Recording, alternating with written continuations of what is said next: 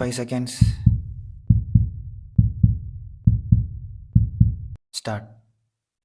வணக்கத்திற்குரிய பெரியோர்களே, தாய்மார்களே, உங்கள் அனைவருக்கும் எனது அன்பு மிகுந்த வணக்கத்தையும் சுதந்திர தின நல்வாழ்த்துகளையும் தெரிவித்துக் கொள்கிறேன். வரலாற்று சிறப்புமிக்க இந்த புனித ஜார்ஜ் கோட்டை கொத்தளத்தில் நம் தாய் திருநாட்டின் மணிக்கொடியை 4வது முறையாக ஏற்றி வைப்பதில் நான் பெருமிதம் அடைகிறேன்.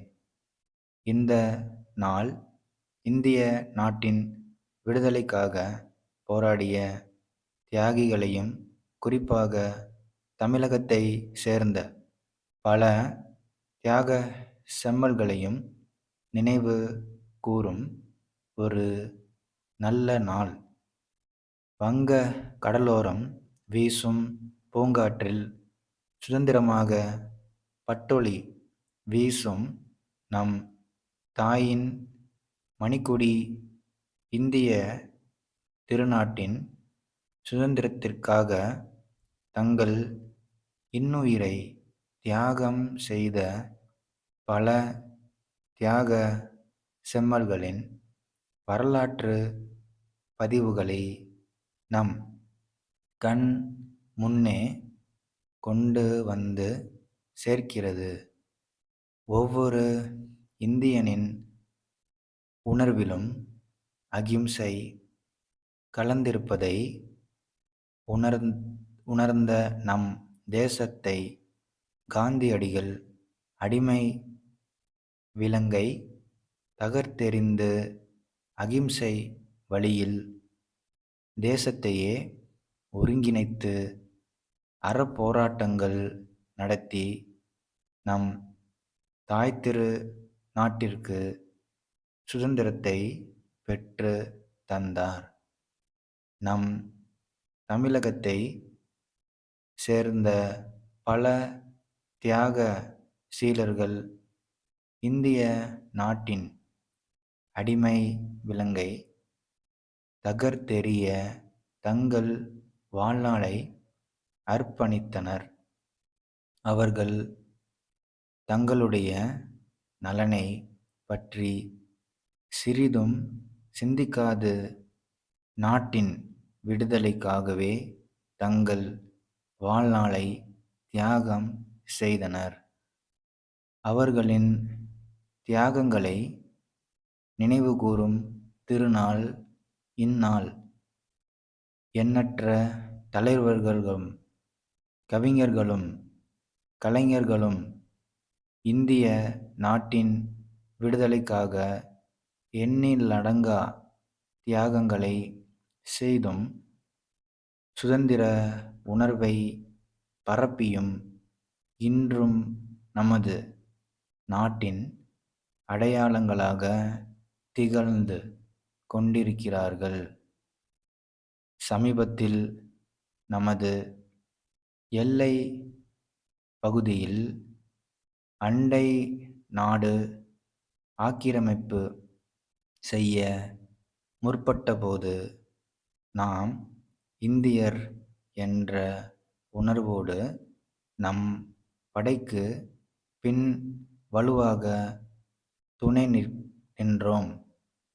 இந்திய நாட்டின் விடுதலைக்காக தங்களின் இன்னுயிரை ஈந்த தியாக செம்மல்களை சிறப்பிக்கும் வகையில் அவர்களுக்கு வழங்கப்பட்டு வரும் ஓய்வூதியமும், சுதந்திர போராட்ட வீரர்களின் வாரிசுதாரர்களுக்கு வழங்கப்பட்டு வரும் குடும்ப ஓய்வூதியமும், சிறப்பு ஊதியமும் உயர்த்தி வழங்கப்படும் என்பதையும் மகிழ்ச்சியுடன் தெரிவித்துக் கொள்கின்றேன். உங்கள் அனைவருக்கும் மீண்டும் ஒருமுறை எனது சுதந்திர தின நல்வாழ்த்துக்களை உரித்தாக்குகின்றேன். நன்றி, வணக்கம். திருப்பூர் குமரன் வீதியில் இருக்கும் கண்ணப்பன் கோவை சாந்தா பதிப்பகத்திற்கு எழுதும் கடிதம். அன்புடையீர், வணக்கம். இம்மாதம் முதல் வாரத்தில் 5 தமிழ் சுருக்கெழுத்து புத்தகங்கள் கோரி தங்களுக்கு கடிதம் அனுப்பியிருந்தேன். தங்களால் அனுப்பப்பட்ட பதிவு கட்டு நேற்று கிடைத்தது. அக்கட்டினை பிரித்து பார்த்தபோது அதில் 4 சுருக்கெழுத்து புத்தகங்கள் மட்டுமே இருந்தது. உரையின் அளவும் 4 புத்தகங்கள் அடங்கும் அளவில்தான் உள்ளது. இத்துடன் தாங்கள் அனுப்பிய புத்தகங்களின் உரையையும் இணைத்து அனுப்புகிறேன்.